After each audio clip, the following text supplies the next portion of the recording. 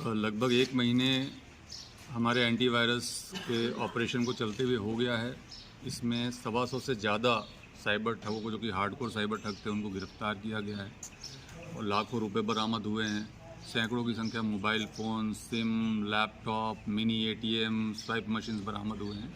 और ये अभियान आगे भी अगले चरण में एक तरीके से आप जाने की बात कह सकते हैं, जिसमें कि अब हम लोग जो इनकी अवैध संपत्तियाँ हैं उनकी जब्ती, जो साइबर ठगी के पैसे से खरीदी गई संपत्तियां हैं, चाहे इनके घर के साजो सामान हो, गाड़ियां हो, उनकी जब्ती, और जो अवैध कंस्ट्रक्शन है उनको ध्वस्त करने का काम शुरू करने वाले हैं। उसके पहले हम लोगों ने आज जो मौजूद लोग थे, प्रमुख प्रमुख सरपंच थे, प्रधान थे, जो इनके धार्मिक धर्मगुरु थे, मौलाना थे, उनको बुला करके मैंने, SP साहब ने और पूरे हमारे यहाँ मेवात डीग जिले की जो टीम थी पुलिस अधिकारियों की, हमने एक पंचायत इनकी बुलाई थी, जिसमें कि इनको हमने ये स्पष्ट तौर पे समझा दिया कि अपराध करना, अपराध छुपाना, अपराधियों का साथ देना, ये पुलिस किसी भी तरीके से बर्दाश्त नहीं करेगी। गो हत्या और साथ में साइबर ठगी ने जिस तरीके से पूरे क्षेत्र को कलंकित किया है, उस कलंक को मिटाने के लिए हम कृत संकल्प हैं और इसी बात को हमने स्पष्ट शब्दों में इनको आज बता दिया है। अगर इनका सहयोग हमें मिलता है तो ये कार्रवाई जो हमारी है वो और अच्छे तरीके से रिजल्ट देगी। अगर ये सहयोग पूरा हमें नहीं भी मिलता है तो भी हमारी कार्रवाई जो है वो लगातार इसी तरीके से कठोरता के साथ चलेगी और जो बुलडोजर पुलिसिंग कहते हैं वो यहाँ पे देखी जाएगी। तो उसको लगाने में कितना दिन समय और लगेगा लगभग? ये तो कार्रवाई चल रही है, कोई समय नहीं लगेगा। आपको जो ये कंटिन्यूएंस है, तो जो कार्रवाई चल रही है कंटिन्यू चल रही है।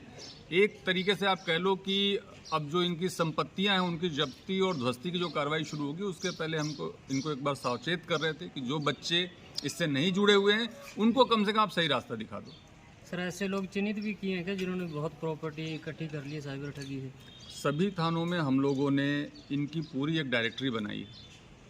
बीट कांस्टेबल से सर्वे करा के साइबर ठगों की पूरी डायरेक्टरी बनाई है, गो तस्करों और गो हत्या करने वालों की डायरेक्टरी बनाई है और सारे अब नज़र में हैं।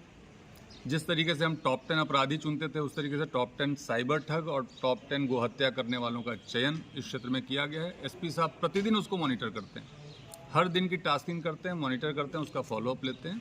जो भी रिजल्ट्स अभी तक आए हैं बहुत अच्छे मैं कहूँगा और मैं इसके लिए अपनी पूरी टीम को बधाई देता हूँ। जो हमारे डीग जिले के SP साहब हैं, जो एडिशनल SP साहब हैं यहाँ पे, जो CO साहब हैं, जो हमारे SHOs की टीम है और इवन हमारे जवानों तक की टीम, जिन्होंने कि पूरे दिन रात काम किया है।